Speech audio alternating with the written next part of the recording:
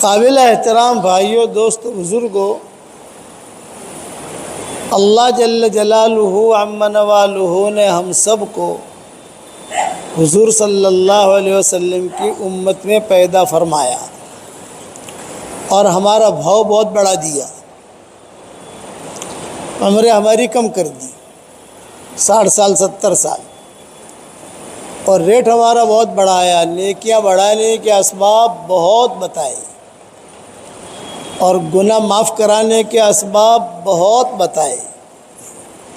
پچھلی امتوں میں یہ نہیں تھا، پچھلی امتوں میں ان کی عمریں بہت ہوتی تھی لیکن ریٹ ان کا اتنا زیادہ نہیں تھا۔ قوم عاد، قوم سمود، ان کے وہاں 400 سال میں جا کر بچہ بالغ ہوتا تھا، لڑکا ان کا۔ وہ بوڑھا کب ہوتا ہوگا، شادی کب کرتا ہوگا، مرتا کب ہوگا، آپ سمجھے نا۔ اور ہمارے یہاں یہ کہ 15 سال میں شادی ہو جاتی ہے، 20 سال میں کبھی کبھی جو ہے باپ دادا بن جاتا ہے، نانا بن جاتا ہے، گاڑی چلتی رہتی ہے۔ عمریں ہماری کم کر دی لیکن بھاؤ بہت بڑھایا۔ کیوں؟ کہ یہ حضور صلی اللہ علیہ وسلم کی امت ہے۔ فضائل بہت بیان کیے، فضائل اس امت کے لیے۔ کیا وضو کرو تو گناہ معاف ہو جائیں گے، یہ کہا میاں بیوی ایک دوسرے سے خالی محبت سے مصافحہ کریں تو دونوں کے گناہ جھڑنے لگیں گے۔ طبرانی کی حدیث ہے کہ میاں بیوی ایک دوسرے سے مصافحہ کریں محبت سے تو 10 انگلیاں اس کی ہے، 10 انگلیاں اس کی ہے، تو ان انگلیوں سے گناہ جھڑتے ہیں۔ جیسے پانی کا نل جو ہوتا ہے، آپ نل کھولو تو پانی کیسا گرتا ہے، دھڑ دھڑ دھڑ دھڑ، ایسا اس طریقے سے گناہ جھڑتے ہیں۔ یہ حدیث میں بتایا۔ سبحان اللہ و بحمدہ ایک مرتبہ پڑھ لے آدمی تو جنت میں سونے کا درخت لگ جاتا ہے، 2 مرتبہ پڑھ لے تو 2 درخت لگ جاتے ہیں۔ جنت میں لکڑی نہیں ہوتی، جنت کے جو درخت ہے وہ سونے کے تنے ہوتے ہیں، اس کے تنے سونے کے۔ مدینہ منورہ میں بیان کیا تو مستورات میں تو وہاں بیان کر کے نکلا تو ایک چھوٹی سی لڑکی نکلی، اس نے کہا حضرت میں نے جنت میں 50 درخت لگا لیے، یعنی 50 مرتبہ سبحان اللہ بحمدہ پڑھا میں نے، 50 درخت لگ گئے۔ آگے چلے تو اس کی بڑی بہن آئی، اس نے 50 لگائے، میں نے 100 لگائے۔ یہ فضائل بیان کی کہ پچھلی امت میں فضائل تھے، یہ کہنا اشراق پڑھنے کے فضائل، تہجد پڑھنے کے فضائل، اوابین پڑھنے کے فضائل۔ اللہ تعالیٰ نے ہمارے لیے اتنا آسان کیا کہ روزانہ ہم 5 حجوں کا ثواب لے سکتے ہیں۔ کتنے حج بھائی؟ 5 نفلی حجوں کا ثواب ہم روزانہ لے سکتے ہیں۔ اور کیسے لے سکتے ہیں؟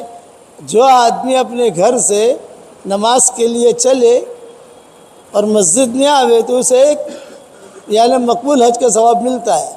نفلی حج ہے لیکن اس کا حج کا ثواب ملتا ہے۔ 5 نمازیں ہمارے یہاں، 5 حجوں کا ثواب روزانہ ہم لے سکتے ہیں۔ پچھلی امتوں میں یہ تھا نہیں۔ نیکیاں بڑھانے کے اسباب بہت بتائے، کرنے والے کم ہیں۔ کیوں کرنے والے کم ہیں؟ اس لیے کم ہے کہ وہ یقین والی معیار یقین والا معیار نہیں۔ میوات کی جماعت تھی، نظام الدین سے روانہ ہوئی اور میوات میں پہنچی تو وہاں جا کر وضو کرنے لگے تو ایک بڑے میاں بیٹھے بیٹھے رو رہے ہیں۔ یہ کیوں رو رہے چچا؟ یہ فرمایا یہ سب کے پاس مسواک ہے، میں مسواک بھول گیا، تو ان کو تو جو ہے مسواک والی نماز کا ثواب ملے گا، میرے پاس مسواک نہیں ہے تو مجھے بغیر مسواک والی نماز کا ثواب ملے گا۔ اب میں رو رہا ہوں کہ کہیں سے اللہ میرے لیے مسواک کا انتظام کرے، کہیں سے میرے لیے مسواک کا انتظام کرے، کہیں سے میرے لیے مسواک کا۔ تو کسی نے کہا میں لاتا ہوں وہاں تو درخت بہت ہوتے ہیں نا۔ ایک آدمی اوپر چڑھا، اس کو توڑ تاڑ کے مسواک لا کے دیا، لے مسواک والی نماز پڑھ۔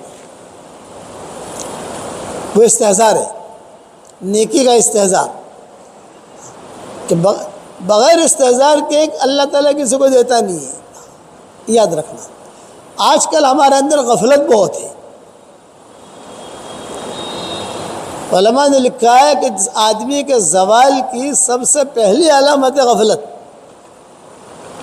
یہ سب سے پہلی علامت ہے کہ غفلت آئی، یہ کہ یہ آدمی ڈوبا۔ بڑے بڑے جہاز ڈوب جاتے ہیں۔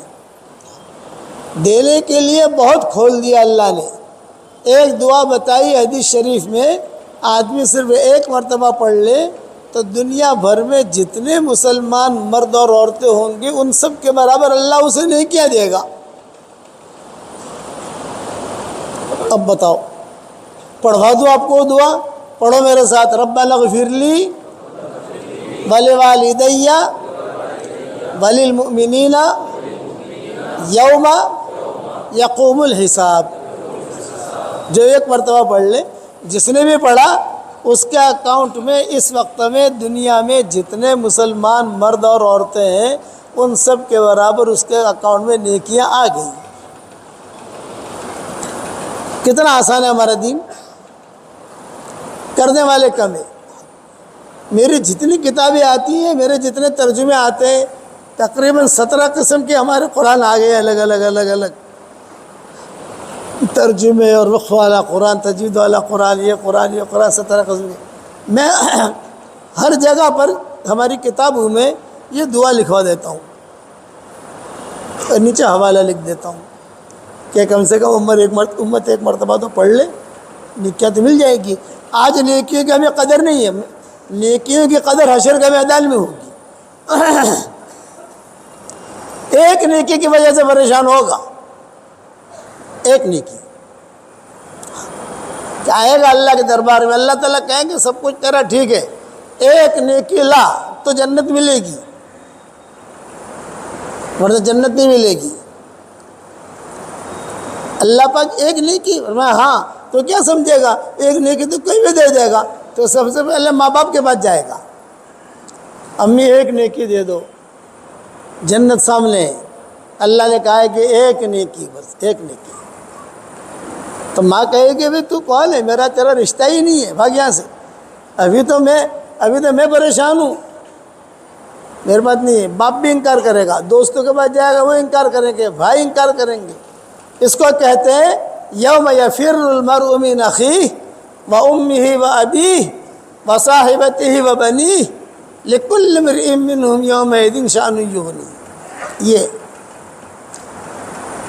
بیوی انکار کرے گی، بھائی انکار کرے گا، شوہر انکار کرے گا، یہ ماں باپ انکار کریں گے۔ اب پریشان ہے، دنیا میں نیکی کمانا کتنا آسان ہے اور وہاں نیکی کمانا کتنا مشکل ہے۔ ایک نیکی کی وجہ سے پریشان رہے گا، روایتوں میں آتا ہے، پریشان ہو جائے گا۔ یہ کہے گا کہ اللہ، دنیا میں جس سے میری محبتیں تھیں آج تو سب نے ساتھ چھوڑ دیا۔ اسی کو کہتے ہیں قیامت، اور یہ کچھ پتہ نہیں قیامت کب آئے گی، یہ کچھ نہیں کہہ سکتے کہ قیامت کب آئے گی، یہ نہیں کہہ سکتے آپ۔ اب دن قریب آ رہے ہیں، اس میں کوئی شک نہیں ہے۔ حالات آئیں گے دنیا کے اندر، اتار چڑھاؤ، دنیا کروٹ لے گی، کروٹ جیسے کروٹ لے رہی ہے، کبھی یہاں حال، کبھی یہاں حال، کبھی یہاں حال، کبھی یہاں حال۔ حدیث شریف میں آتا ہے قیامت کے قریب 3 بڑے بڑے حالات 3 ملکوں پر آئیں گے۔ کتنے ملکوں پر بھائی؟ 1 اربوں پر آئیں گے جو بھی چل رہے ہیں، ایک مغرب میں آئیں گے یعنی امریکہ وغیرہ، یورپ امریکہ، اور ایک مشرق میں آئیں گے یعنی چائنا وغیرہ۔ یہ 3 جگہوں پر حالات آئیں گے، اس کے بعد قیامت کے آثار شروع ہو جائیں گے۔ یہ شروع ہو گیا، یہ لیندے اکھاڑ پچھاڑ شروع ہو گیا۔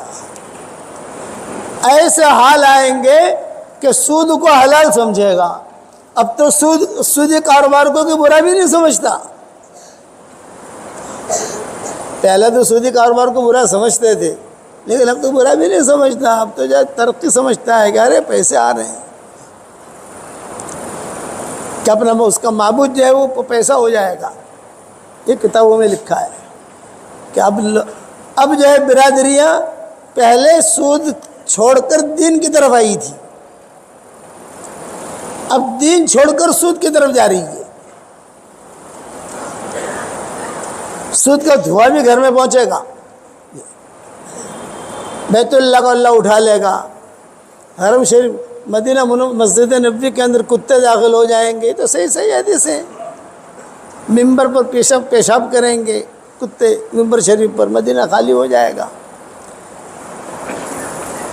لوگ نام بھول جائیں گے، نام کتابوں میں لکھا ہے کہ عبداللہ، عبد الرحمن، یونس، الیاس، نام بھول جائیں گے، تو کیسے کریں گے؟ یا مومن یا کافر، یا مومن یا کافر، یا مومن یا کافر، نام بھول گئے۔ یہ علامتیں ہیں۔ اس کے بعد جو ہے قیامت قائم، دنیا کو اللہ اکھاڑ پکاڑ کر پھینک دے گا، جاؤ، جس نے اچھا عمل کیا وہ جنت کی طرف، جس نے برا عمل کیا وہ جہنم کی طرف۔ اللہ کے یہاں کسی کی کوئی رشتہ داری نہیں، ایک نیکی کی وجہ سے پریشان ہوگا، اللہ کہیں گے ایک نیکی لا، اللہ پاک ایک نیکی میں کہاں سے لاؤں، کوئی دینے کے لیے تیار نہیں ہے، وہ روتا ہوا واپس آئے گا، کتابوں میں لکھا ہے۔ راستے میں ایک آدمی ملے گا، یہ کہا بھائی کیوں رو رہا ہے، بہت پریشان ہے، سارا حشر کا میدان تجھے دیکھ رہا ہے، تو بہت پریشان ہے، کہاں جا رہا ہے بھائی، کہاں جا رہا ہے تو کیا؟ اس نے کہا بھائی مجھے ایک نیکی کی ضرورت ہے، کوئی اگر مجھے ایک نیکی دے دے میں جنت میں چلا جاؤں گا۔ تو کیا کہے گا؟ تجھے ایک نیکی کی ضرورت ہے، میرے پاس ایک ہی نیکی ہے، باقی گناہ ہی گناہ ہے، میرے پاس ایک ہی نیکی ہے۔ تو دیتا ہے؟ ارے دیتا ہوں، وہ بھی رزق لے گا حشر کے میدان میں، دونوں کو دونوں اللہ کے دربار میں آئیں گے، اللہ تعالیٰ پوچھیں گے لائے نیکی؟ یہ کہا اللہ پاک کسی نے دی تو نہیں، لیکن یہ اجنبی دوست ہے، اجنبی، یہ کہہ رہا ہے یہ نیکی دینے کے لیے تیار ہے۔ اللہ تعالیٰ پوچھیں گے تم نیکی دینے کے لیے تیار ہو؟ یہ کہا اللہ پاک میں نے سوچا کہ غریب کا بھلا ہو جائے، ایک نیکی سے مجھے تو جنت ملنے گی نہیں، بھئی ایک نیکی سے مجھے جنت تو ملنے گی نہیں، جہنم میں تو جانا ہی جانا ہے، تو چلو میں کم سے کم اس پر احسان کر لوں۔ تو اللہ تعالیٰ کہیں گے کہاں ہے نیکی؟ وہ کہے گا یہ نیکی ہے، اس نے نیکی کی ہوگی کوئی چپکے سے۔ تو اللہ تعالیٰ کہیں گے اچھا میں سخی کا سخی ہوں، تو مجھ پر سخاوت دکھلاتا ہے، اے جبریل دونوں کو جنت میں داخل کر دے۔ یہ کیا جبریل ادخلاہما کلاہما فی الجنہ، حشر کے میدان میں سب کھل کر آئے گا کہ مولوی صاحب کیسے تھے، یہ ڈاکٹر صاحب کیسے تھے، یہ امیر صاحب کیسے تھے، یہ پیر صاحب کیسے تھے، یہ مرید صاحب کیسے تھے، یہ مریدن کیسی تھی، ان کی تنہائیاں کیسی تھی۔ اسی لیے حدیث شریف میں آتا ہے حشر کے میدان میں کچھ لوگ اللہ کے پاس آئیں گے اور کہیں گے اللہ پاک ہم نے دنیا میں تو بہت نیکیاں کی تھی، بہت چلے لگائے تھے ہم نے، یہ گئے کہاں؟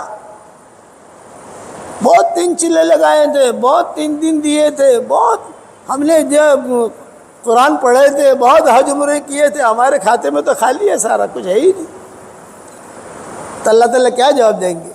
ہاں تم نے چلے لگائے تھے، تم نے 3 چلے بھی لگائے تھے، تم نے جو ہے حج عمرے بھی کیے تھے، نیکیاں کی تھی، لیکن ساتھ ساتھ میں تم نے فلاں فلاں کی غیبت کی تھی، تمہارے سارے چلے وہاں چلے گئے۔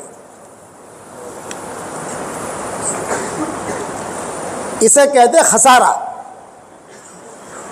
کہتے ہیں نا کہ خسارے میں رہے آدمی۔ اور خسارے میں نیکی کرے اور جہنم میں جائے، کہ نیکی کرے اور جہنم میں جائے۔ اسی لیے آج کل میں کہتا ہوں بے دین دیندار نہیں بننا، اور اپنا دین کھو کر دین کا کام نہیں کرنا۔ آج اپنا دین کھوئے، اپنی نماز کھوئے، اپنا قرآن کھوئے، اپنا اور جو دین کا کام کر رہا ہے، کس نے کہا ہے تجھے موڑی کھانے کا، ایسا کو موڑی ضائع کر کے کر رہا ہے تو اپنا دین پر چلو اور دین کا کام کرو۔ یہ اصل یہ بے دین دیندار یہ امت کو تباہ کر دیتا ہے۔ امت پر جو حالات آئے ہیں بے دین دینداروں کی وجہ سے، بے دین دیندار کا کیا مطلب کہ حلیہ ہے دینداری کا اور خود بے دین ہے۔ میں مہاراشٹر کے ایک علاقے میں گیا، تو وہاں 2 کلومیٹر یا 2.5 کلومیٹر کے درمیان میں لوگ ہمیں لے کے جہاں جاتے ہیں تو لوگ آتے ہیں نا، یہ ہمارے گھر پہ چلو، ہمارے مدرسے میں چلو، ہمارے تھوڑے سے خانقاہ ہے وہاں چلو وہاں چلو، تو ہم بھی چاہتے ہیں کہ بھئی یہ لوگ محنت کر رہے ہیں تو تھوڑا ان کی ہمت افزائی کرتے ہیں، ہمت افزائی کر رہے ہیں۔ ابھی جو ہے کچھ مولوی صاحب ملے کہ بھئی 18 علماء کی ہماری جماعت ہے، ہم کام کر رہے ہیں، تو بھئی اچھا اب 18 علماء سے ہم مل نہیں سکتے، کون علماء ہم جانتے نہیں ہیں، لیکن ساتھی ہیں ہمارے، پہچانتے ہیں ہم۔ ساتھیوں نے کہا میں نے 18 علماء کو 18 تسبیح دی میری، جاندار، شاندار، مالدار، دیندار، ایماندار، پہلے 4 نام تھے، اب ڈابھیل میں گیا تھا مفتی صاحب کے پاس، وہاں سے ایک نام اور دیا کہ ایماندار۔ ڈابھیل میں گیا تھا، وہاں پروگرام ہوا مدرسے میں، سارے طلباء جمع تھے، تو میں نے کہا بھائی مفتی صاحب تو کبھی طلباء کتنے ہیں آپ کے یہاں؟ کہ 100 طلباء ہیں بخاری شریف میں دورے میں، تو میں نے 100 تسبیح مفتی صاحب کو دی، مفتی احمد صاحب کو، بھئی کل سبق ہوگا ہم تو صبح چلے جائیں گے، یہ سارے ایک ایک تسبیح سب کو دے دینا، وہ زندگی بھر یاد رکھیں گے۔ تو یہ 18 مولوی صاحب تھے، تو 18 کو میں نے ایک ایک تسبیح دے دی، ہمت افزائی۔ چلو یہ تسبیح مل گئی، اب ایک ایک کے پاس بیٹھنا کرنا تو نہیں ہو سکتا، تو میں اس پر سناتا ہوں۔ میں نے مفتی صاحب کا قصہ سنایا کہ حضرت مفتی صاحب مدینہ منورہ میں آتے ہیں اور بہت اہتمام سے ملاقات کرنے، وہ ہمارے پاس آتے ہیں، ہم ان کے پاس جاتے ہیں، مفتی احمد صاحب۔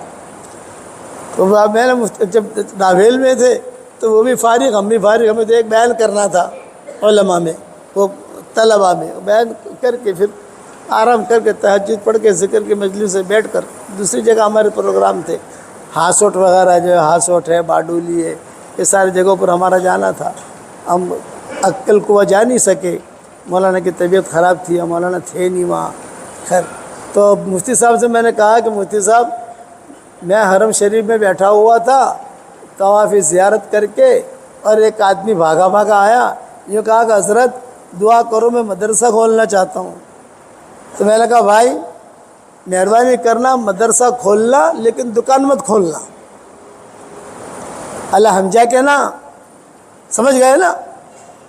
وہ سمجھ گیا، وہ سمجھدار آدمی تھا، دکان مت کھولنا، یہ بے دین دینداری والی زندگی مت گزارنا، امت اسی میں ڈوبی ہے، ایسے لوگوں نے ختم کیا ہے امت کو۔ تو میں مہاراشٹر میں ایک جگہ گیا، 3 کلومیٹر میں 3 مدرسے، اور 3 بھائیوں کے 3 مدرسے، بتاؤ۔ میں نے کہا تو دکانیں، ان کی وجہ سے امت ڈوبی ہے، وہ کائے کا دین کا کام کرتے ہیں۔ اس لیے بے دین دیندار نہیں بننا۔ حشر کے میدان میں کچھ لوگ آئیں گے اور فرشتے ان کی سفارش کریں گے۔ کتنی بڑی چیزیں فرشتے سفارش کریں، یعنی فرشتے اللہ کو کہیں گے گھیرے میں ڈال کے لائیں گے، یوں عزت کے ساتھ، اور ساری دنیا دیکھے گی، ساری دنیا کہے گی بھائی کتنا ہارا مانسوں سے آ رہے ہیں، کتنے دیندار ہیں، دیکھو نا فرشتے لا رہے ہیں عزت کے ساتھ، مرد ہوں گے عورتیں ہوں گے، یوں گھیرے میں ڈال کر لائیں گے، اور اللہ کے سامنے کھڑا کر کے اللہ کہیں گے بھی کیوں لائے، کیا بات ہے بتاؤ؟ تو فرشتے کہیں گے ربنا ما رأینا منہم شرقت، اے ہمارے پیارے رب ہم نے ان سے کبھی کوئی برائی دیکھی ہی نہیں، کوئی گناہ کرتے دیکھا ہی نہیں، اتنے اچھے لوگ ہیں، اسلام نے ان کے گناہ لکھے ہی نہیں، گناہ کرے تو لکھے نا۔ اور جب بھی دیکھا تہجد میں دیکھا، جب بھی دیکھا مشوروں میں دیکھا، دن کے کاموں میں دیکھا، جب بھی دیکھا چلے میں دیکھا، قرآن پڑھتے پڑھتے دیکھا، جب بھی دیکھا اسی حال میں دیکھا۔ ہم نے ان کے لیے نیکیاں لکھی ہیں، ہم سفارش کرتے ہوئے آئے ہیں کہ اللہ پاک ما رأی، حدیث کے جملے ہیں، ما رأینا منہم شرقت، ہم نے ان سے کبھی کوئی برائی دیکھی ہی نہیں، اس لیے ان کے نامہ اعمال میں برائی ہے ہی نہیں، نیکیاں ہی نیکیاں ہیں۔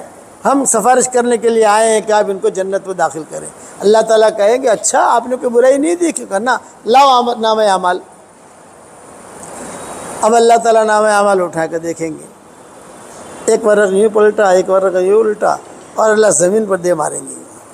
یہ کہیں گے انہوں نے نیکیاں تو کی ہے لیکن میرے لیے نہیں کی ہے، ان سب کو جہنم میں داخل کرو۔ فیصلہ کون کرے گا بھائی؟ وہاں چالاکی نہیں چلتی، دنیا میں تو ہیرا پھیری چل جاتی ہے، ایک کو بیوقوف بنا دیا، ایک کو ٹوپی پہنا دیا، ایک کو یہ دے دیا، ایک کو یہ کر لیا، ایک کو یہ کر لیا، وہ چل جائے گا۔ دنیا میں پردہ اللہ تعالیٰ ڈال دیں گے، وہاں پردہ نہیں ڈلتا، اس لیے وہاں جانا ہے۔ میں تو میرے بارے میں کہتا ہوں کہ میں مر کے جاؤں گا اللہ کے پاس، اللہ کہیں گے میاں یونس کیا لائے آپ؟ تو میں کہوں گا اللہ بس تھوڑی دیر تھوڑا انتظار کرو، میرے ابا کو بلا کے لے کے آؤں۔ میرے ابا نے بہت دن کا کام کیا ہے اور بہت لوگوں کو باتیں سمجھائی ہیں اور پورا مرکز سنبھالا ہے اور اتنے سالوں تک بیان کیا ہے۔ اللہ کہیں گے نہیں نہیں نہیں نہیں، تمہارا ابا کو ہم پوچھیں گے، آپ بتاؤ کیا لائے، آپ بتاؤ آپ کیا لائے۔ تو حشر کے میدان میں جب ہم کھڑے ہوں گے اور اللہ تعالیٰ آنکھوں میں آنکھیں ڈال کر پوچھے گا آپ کیا لائے، آپ کہو گے امیر صاحب کو بلا کے لاتا ہوں، پیر صاحب کو بلا کے لاتا ہوں، ڈاکٹر صاحب کو بلا کے لاتا ہوں، میری بیوی بہت دیندار تھی اس کو بلا کے لاتا ہوں، ذرا یہ کرتا۔ اللہ کہنے آپ کیا لائے بتاؤ۔ اس کو کہتے ہیں کل امرئ بما کسب رہین، وَكُلَّ إِنسَانٍ أَلْزَمْنَاهُ طَائِرَهُ فِي عُنُقِهِ وَنُخْرِجُ لَهُ يَوْمَ الْقِيَامَةِ كِتَابًا يَلْقَاهُ مَنْشُورًا اقْرَأْ كِتَابَكَ كَفَى بِنَفْسِكَ الْيَوْمَ عَلَيْكَ حَسِيبًا۔ یہ کہ نامہ اعمال سامنے ہوں گے اور پھیلے ہوئے ہوں گے اور اللہ تعالیٰ کہیں گے اپنا نامہ اعمال پڑھ اور اپنا حساب خود کر، تیرا فیصلہ تو کر۔ اس کا کہتے ہیں استفت قلبک، اپنے دل سے پوچھ کیا کر کے آیا۔ تو وہ دن آنے والا ہے، یہ نہیں ہے کہ ہم جب ملک الموت کے ساتھ سیٹنگ کر لیں، ملک الموت میں تجھے بیکاٹ کرتا ہوں تو اب تو میرے گھر پر مت آنا، میری تیری کوئی دوستی نہیں ہے، میں تیرا بیکاٹ، میرے پاس آنا بھی مت، میں میرا ایڈریس بھی نہیں دوں گا۔ آپ جتنا بھی بیکاٹ کرو وقت پر پہنچ جائے گا وہ اور لے کے چل دے گا، معاملہ ختم۔ اس لیے اپنی آخرت کیوں بگاڑنی بھائی، یہ یاد رکھنا۔ ہماری دادی رحمۃ اللہ علیہ تھی، اللہ ان کی قبر کو نور سے منور فرمائے، وہ ہمارے والد صاحب کو کہتی تھی کہ عمر اپنی نیکیاں کسی کو دینے کی نہیں، یعنی غیبت نہیں کرنے کی، اپنی نیکیاں کسی، اور اگر کبھی غیبت کرنے کا شوق ہو جائے تو میری غیبت کرنے کی، تاکہ نیکیاں گھر گھر میں رہیں۔ یہ ہماری دادی کہتی تھی ہمارے والد صاحب کو بچپن میں کہ کسی کی غیبت کر کے اپنے نیکیاں کائے کو کھونے کی، بڑی مشکل سے تو نیکیاں جمع کی ہیں۔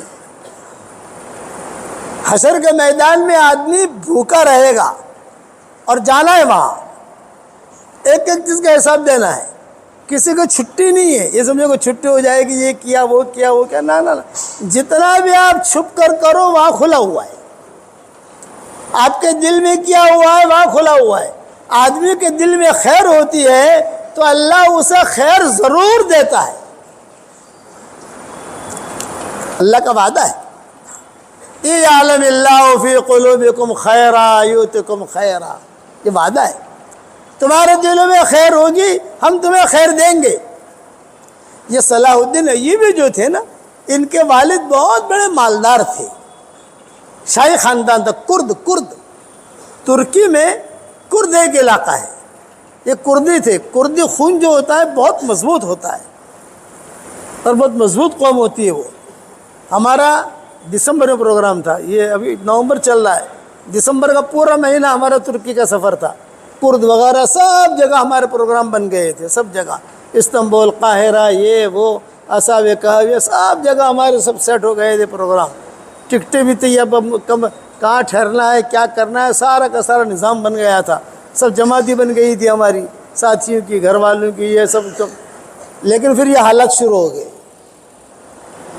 یہ جو حالات شروع ہوئے نا عربوں میں، تو وہاں پر بھی حالات آئے، وہ سفر ہم نے کینسل کیا تھا۔ کردوں میں بھی ہمارا پروگرام تھا، تو صلاح الدین ایوبی کے جو والد تھے یہ کردی تھے اور بہت مالدار رئیس، تو ان کے والد شادی نہیں کرتے تھے۔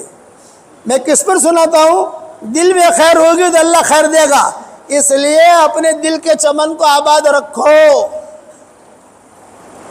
اپنے دل کے چمن کو اجاڑو مت۔ اپنا دل کا جو چمن ہے اس کو اجاڑو مت، آباد رکھو، اچھی نیتیں رکھو۔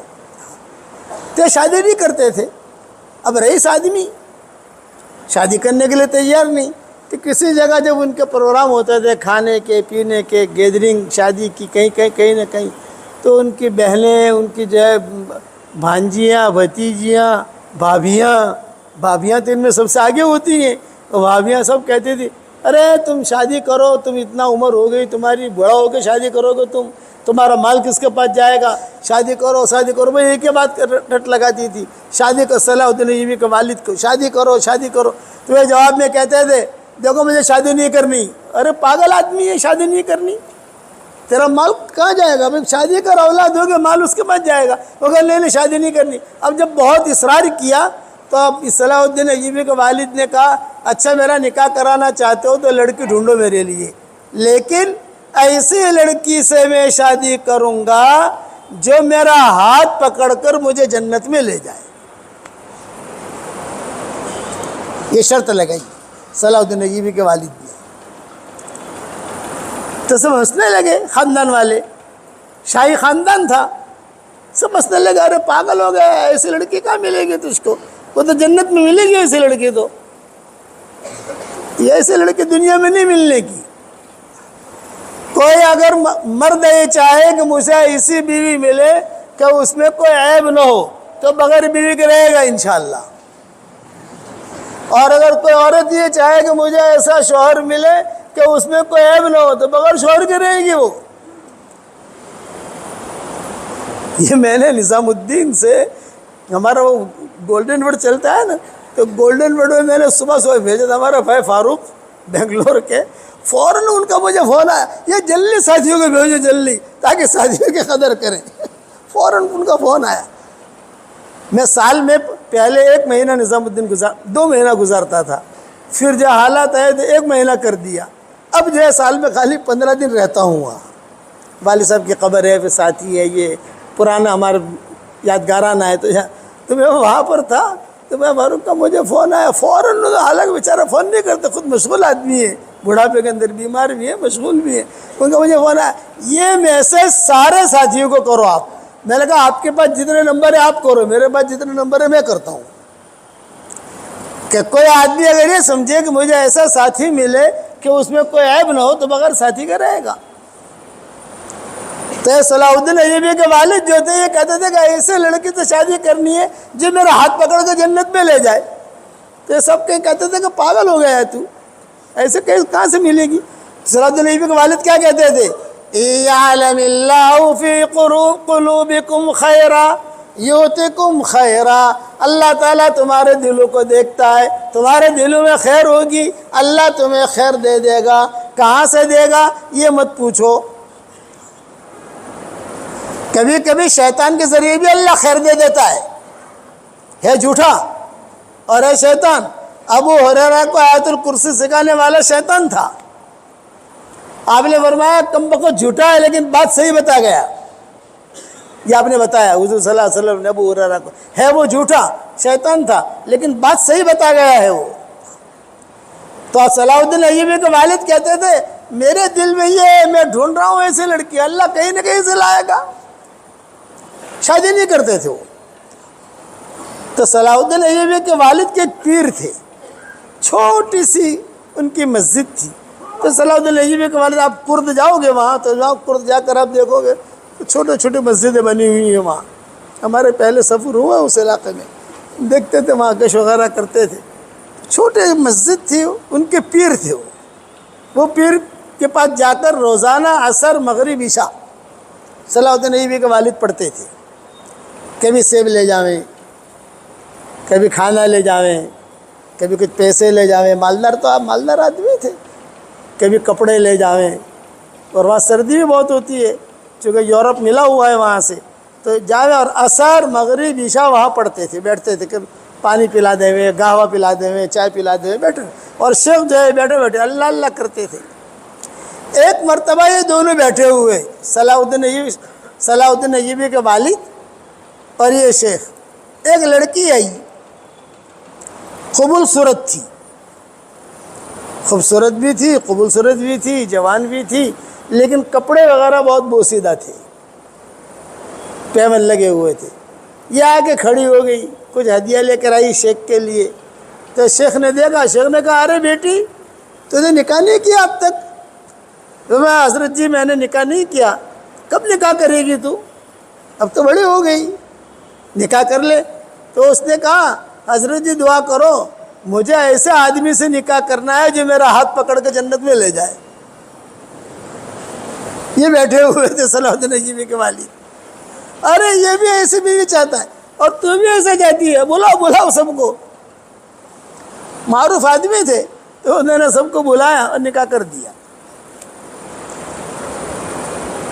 اس کے پیٹ سے یہ صلاح الدین ایوبی پیدا ہوئی، اور صلاح الدین ایوبی نے کتنا کام کیا وہ تو تمہارے ہمارے سامنے۔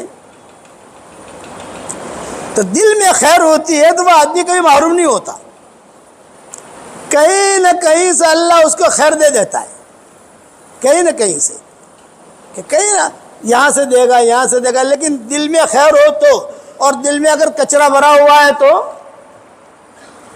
ارے بتاؤ تو صحیح، آج ہمارے دل میں کچرا ہے کہ خیر ہے؟ سب ہم جانتے ہیں نا، حسد، کینہ، بغض۔ اور ایک مسئلہ یاد رکھنا، کوئی یہ مسئلہ بتائے گا نہیں آپ کو، جس دل کے اندر کچرا بھرا ہوگا اس کی کوئی عبادت قبول نہیں ہوگی، نیکیاں ملے گی قبول نہیں ہوگی۔ اسی لیے کہتے ہیں کہ دل کی دنیا کو پاک رکھو، قبول ہونا الگ چیز ہے، نیکیاں ملنا الگ چیز ہے۔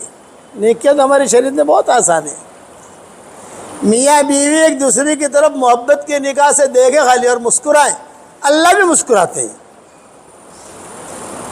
کتنی بڑی فضیلت ہے، میاں بیوی ایک دوسرے کی طرف محبت کی نگاہ سے دیکھیں اور صرف مسکرائیں، صحبت نہیں کی ہے، گلے نہیں لگے ہیں، کچھ بھی نہیں، خالی دونوں مسکرائیں، اس پر اللہ مسکراتے ہیں۔ گھر جا کر عمل کر لینا، آج شب جمعہ ہے، کہنا مولانا نے کہا ہے، اس لیے میں لیکن محبت سے دیکھنا، اس شرط محبت سے، یہ نہیں کہ مول صاحب نے گدھو سے اتلا ہوس ہو تاری ماری لڑائی جیسے یہ تو سچ، یہ نہیں، یہ فضیلت بیان کی۔ اور قبول کرانے کے لیے کیا کہا؟ انما یتقبل اللہ من المتقین، تقوی والوں کا ہی اللہ قبول کرتا ہے۔ اب حشر کے میدان میں کہاں سے تقوی لاؤ گے بھائی؟ اس لیے آدمی ڈرتا رہے چلتا رہے۔ حضور صلی اللہ علیہ وسلم نے معاذ ابن جبل سے اپنی اشارہ کر کے بتایا تھا، یوں معاذ آخری نصیحت کی تھی، معاذ تم جا رہے ہو یمن، اس کا خیال رکھنا، پٹ پٹ بولنا نہیں۔ کتابوں میں لکھا ہے کہ چاہے آدمی نمازی ہو، چاہے آدمی روزہ رکھتا ہو، چاہے آدمی حج کرتا ہو، چاہے آدمی بہت بڑا ہو، لوگ سمجھتے ہیں کہ بہت بڑا ہے، لیکن حشر کے میدان میں اللہ تعالیٰ اس کی طرف دیکھے گا بھی نہیں اور اللہ تعالیٰ اس سے بات بھی نہیں کرے گا۔ پوچھا گیا کون ہے وہ آدمی کہ نمازی بھی ہے، قرآن بھی پڑھتا ہے، دن کا کام بھی کرتا ہے، سب لوگ بھی کہتے ہیں کہ باپو ہیں، بہت اچھے ہیں، سب کچھ ہے، لیکن اللہ تعالیٰ دیکھے گا بھی نہیں اور بات بھی نہیں کرے گا۔ من ہم یا رسول اللہ، کون ہے وہ؟ بولے یہ وہ لوگ، وہ مرد ہیں، وہ عورتیں ہیں جن کے زبان کی شر کی وجہ سے لوگوں نے ان سے ملنا جلنا چھوڑ دیا ہو۔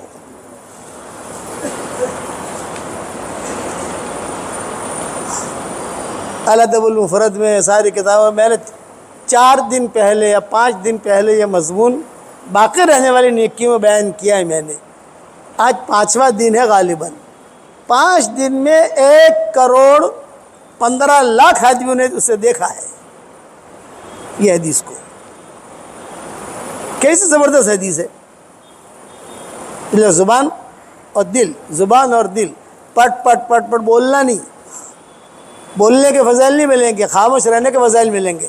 خاموش رہے گا اللہ اسے دے دے گا، لے پکڑ، کیا بولتا ہے کیا نہیں بولتا۔ صدیق اکبر کہتے تھے سب کے سامنے، اوردن الموارد، یہ صدیق اکبر کہتے تھے، مجھے میری زبان نے جو ہے گھاٹیے میں اتارا ہے۔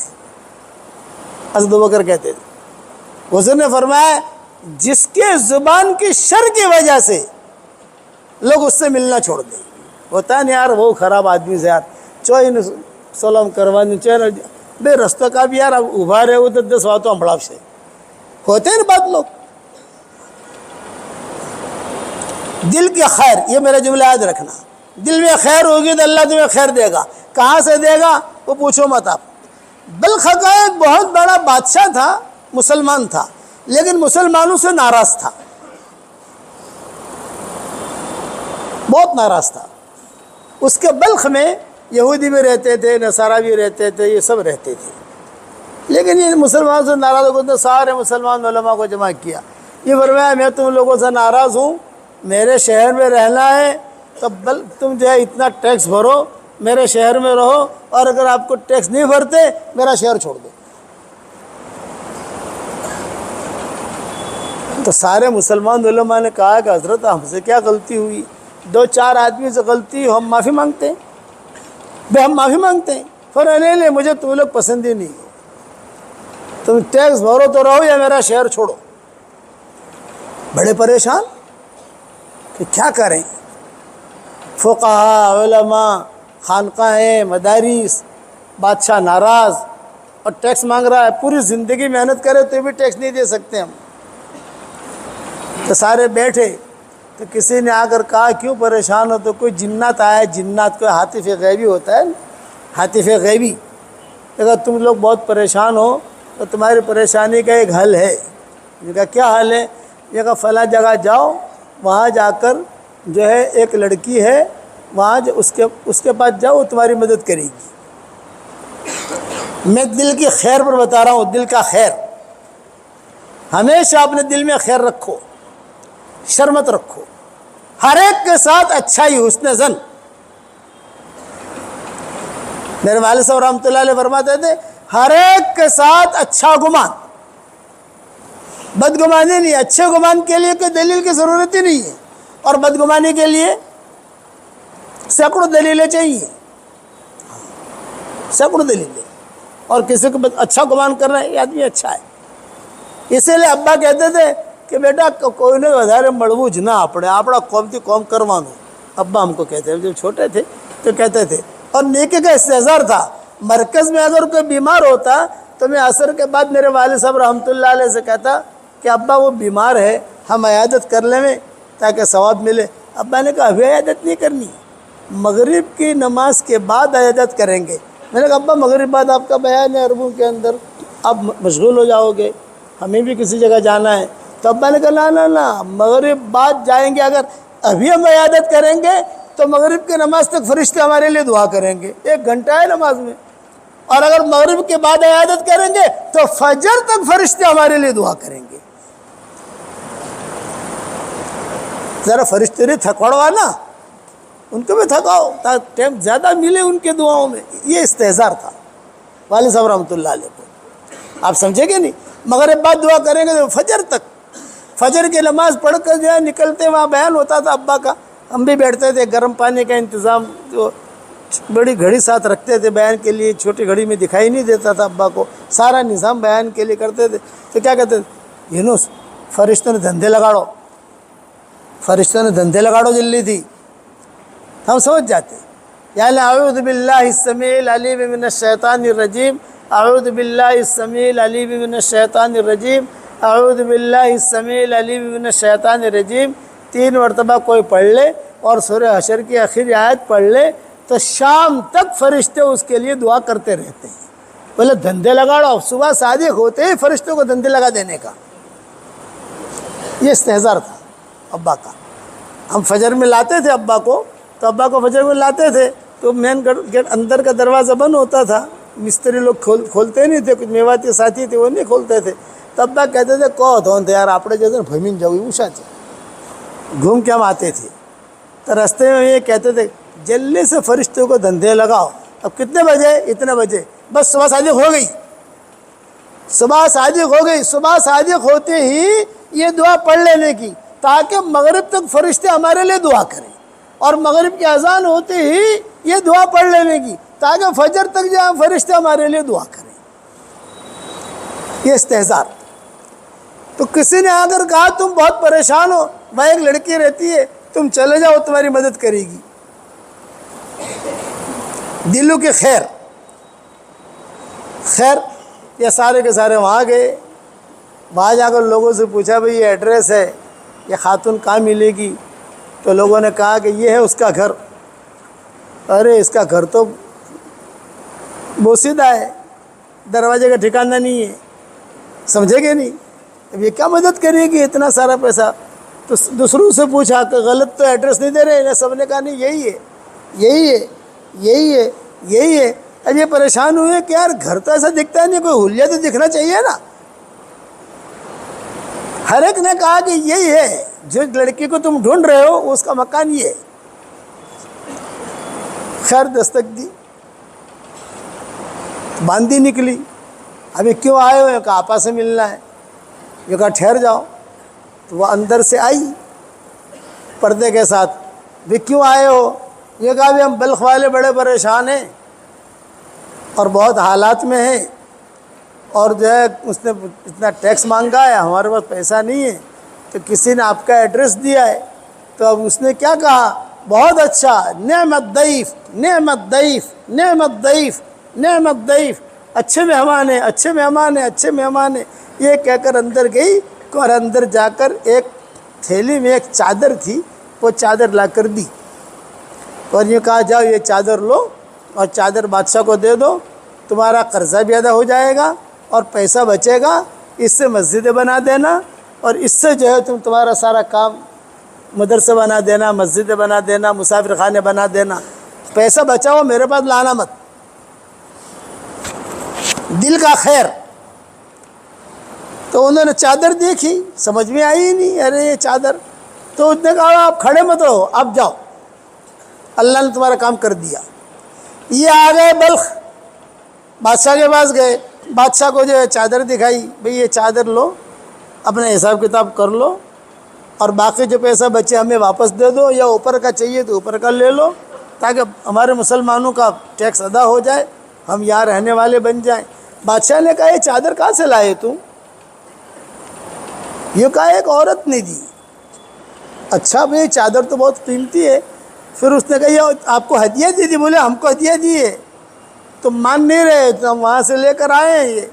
تو بادشاہ نے کہا ایک عورت اگر جو ہے اتنی خدمت تمہاری کر سکتی ہے تو میں تو بادشاہ ہوں، کیا میں خدمت نہیں کر سکتا؟ جاؤ سارا ٹیکس معاف۔ ٹیکس معاف کر دیا۔ اب یہ چادر بچ گئی نا۔ اب یہ اللہ والے لوگ تھے، ہیرا پھیری والے نہیں تھے، اللہ ہمجا کے نا متقی لوگ تھے۔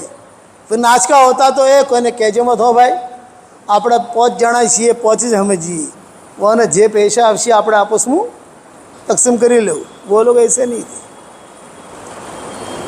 انہوں نے کہا کہ نہیں، ابھی اللہ نے ہمارا کام کر دیا، جا کر چادر واپس کرو۔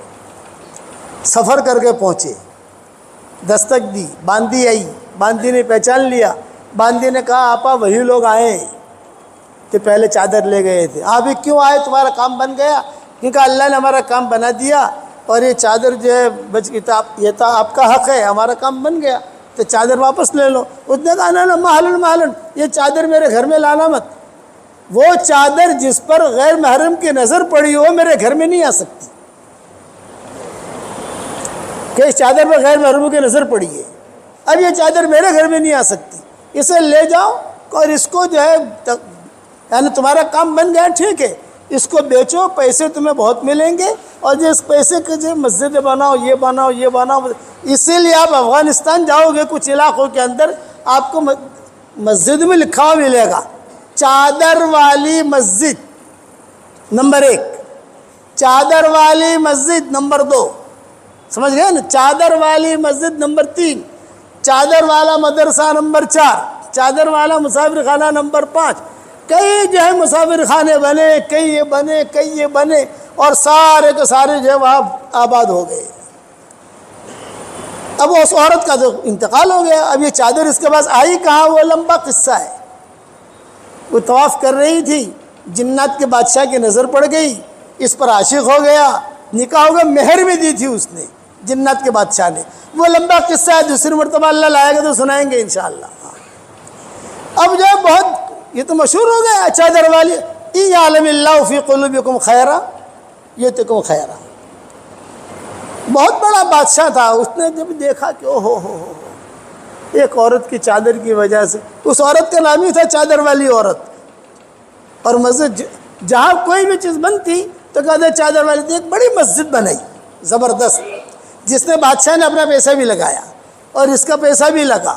زبردست مسجد بنائی، بہت زبردست.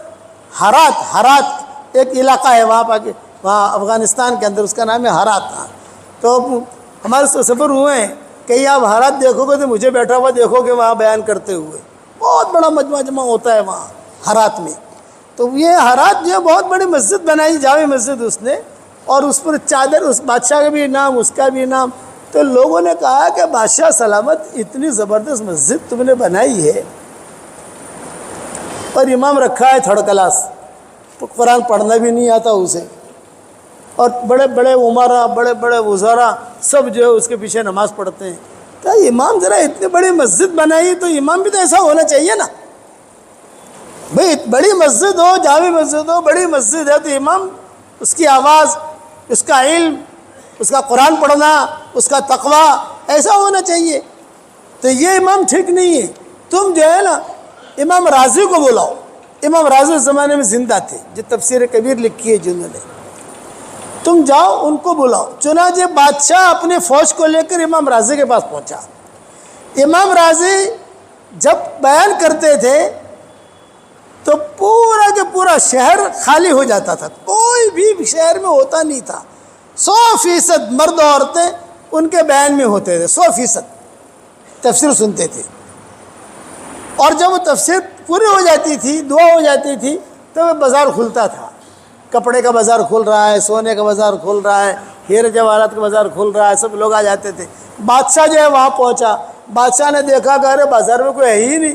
تو کسی نے کہا تفسیر چل رہی ہے امام صاحب کی. تو بادشاہ پیچھے آ کے بیٹھ گیا. لوگوں نے دیکھا، ارے بادشاہ سلام، بادشاہ آیا. تو امام راضی کے کان میں کہا کہ بادشاہ آیا ہے آپ کے بیان میں. تو امام راضی نے بھی تفسیر مختصر کی، میں بادشاہ آیا ہے، بادشاہ کا تو اکرام کرنا چاہیے. تو امام راضی کھڑے ہو گئے، بادشاہ بھی سامنے سے آ گیا، معانقہ کیا، بٹھایا.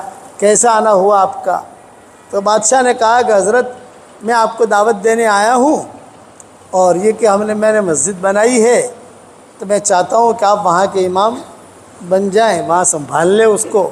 اور بہت بڑی مسجد ہے، بہت بڑا مجمع آتا ہے وہاں. تو میں چاہتا ہوں کہ کوئی کوالٹی والا امام ہو، تو آپ کو لینے آیا ہوں. بادشاہ نے کہا نہیں میں نہیں آؤں گا. وہ امام صاحب نے کہا میں نہیں آؤں گا. بادشاہ نے کہا کہ حضرت میں اتنے دور سے لینے آیا ہوں، کہ نام ہے میرے لیے تو یہی ٹھیک ہے، میں اپنے یہی لوگوں کو پڑھاتا ہوں، یہی ٹھیک ہے. ان کے خاص شاگرد تھے، جیسے امام ابو حنیفہ کے 50 شاگرد خاص تھے. 50. پہلے نمبر پر ابو یوسف تھے، 19ویں نمبر پر عبداللہ ابن مبارک تھے. ان کا 19واں نمبر تھا. پہلے نمبر پر ابو یوسف، دوسرے نمبر پر امام محمد، بعد میں ایسے چلتا تھا. عبداللہ ابن مبارک کا 19واں نمبر تھا. اسی طریقے پر امام راضی کے بھی خاص شاگرد تھے جن پر ان کو اعتماد تھا. تو انہوں نے کہا کہ میرے شاگرد یہ ہے، میں ان کو سبق پڑھاتا ہوں اور میرا کام بھی چلتا ہے کتاب لکھنے کا، طرف سے میں نہیں آؤں گا، منع کر دیا. اب بادشاہ بڑا پریشان. تو جو خادم ہوتے ہیں نا، خادم یہ بہت ہوشیار ہوتے ہیں. تو کچھ خادم رات کو چلے گئے بادشاہ کے پاس، اور بادشاہ کو جا کر کہا کہ دیکھو یہ امام صاحب جو ہے آپ کے یہاں نہیں آئیں گے، لیکن امام صاحب کو لے جانا چاہتے ہو؟ کہا ارے ہاں بہت اچھا بھائی، امام صاحب آ جائیں تو 4 چاند لگ جائیں گے ہمارے یہاں. کہ امام صاحب کو لے جانے کی ایک ہی ترتیب ہے. یہ کہ کیا ترتیب ہے؟ یہ کہ امام صاحب سے کہو کہ امام صاحب میں نے مسجد بنائی ہے بہت، اور قبلہ بنایا ہے، لیکن لوگ قبلے میں اختلاف کر رہے ہیں.